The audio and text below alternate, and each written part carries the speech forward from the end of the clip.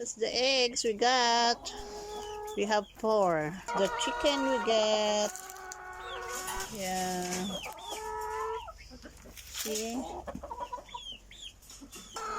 See? Dami namin chicken. All producing eggs. Bello said is so young. Young but is tall. See? They are tall. Oh. Young and tall. Yeah, like me, young. So yan yung mga chicken namin. That's all our chicken here at our backyard. So yan, they're waiting for food.